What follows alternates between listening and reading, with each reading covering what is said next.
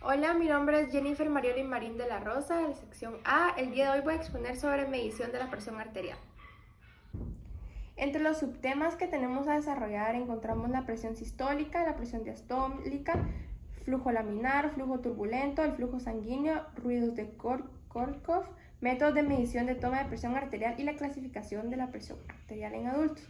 Es importante saber que la primera medición documentada de la presión arterial fue lograda por Stefan Holz. Como tenemos acá, podemos observar la presión sistólica y la presión diastólica. La presión sistólica es la que ejerce el corazón con su movimiento de sístole y transmite la sangre que circula por las arterias. Y la presión diastólica es la presión mínima del movimiento del sístole cardíaco. También representa la resistencia que ofrecen los vasos al paso de la sangre. La presión arterial promedio en la circulación sistémica es de 120-80 milímetros de mercurio, mientras que la presión promedio de arteria pulmonar es de solo 22-8 milímetros de mercurio. Flujo laminar y flujo turbulento. El flujo laminar es cuando todas las partes de un líquido se mueven en la misma dirección, paralelas al eje del vaso.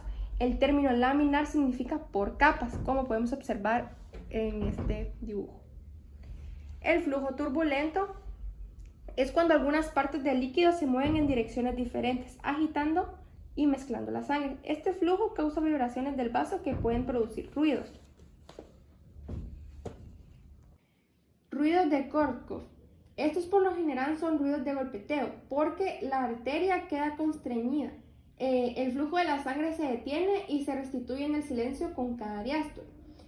Es necesario entender que estos ruidos no son ruidos de loop-do, producidos por el cierre de las válvulas cardíacas. Vamos a hablar sobre el primer ruido de Korsakoff. Al principio, el manguito se infla para producir una presión mayor que la presión sistólica, de modo que la arteria está ocluida y silenciosa. La presión en el manguito se lee como esfigmomanómetro. Se gira una válvula para permitir la liberación del aire desde el manguito, lo que causa un decremento gradual de la presión del manguito. Cuando esta última es igual a la presión sistólica, se ausculta el primer ruido de Korsakoff. Los ruidos de Korsakoff seguirán escuchándose en cada sístole, en tanto la presión del manguito permanezca arriba de la presión diastólica. El último ruido de Korsakoff es cuando la presión del manguito se hace igual que la presión diastólica o menor. Los ruidos desaparecen. Este ocurre cuando el manguito de la presión es igual a la presión diastólica. Como podemos observar en este dibujo, en el primero no hay ruidos y la presión del manguito está a 140.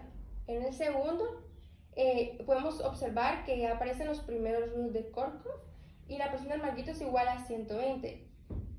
En el tercero, los ruidos en cada sístole y la presión del manguito está a 100.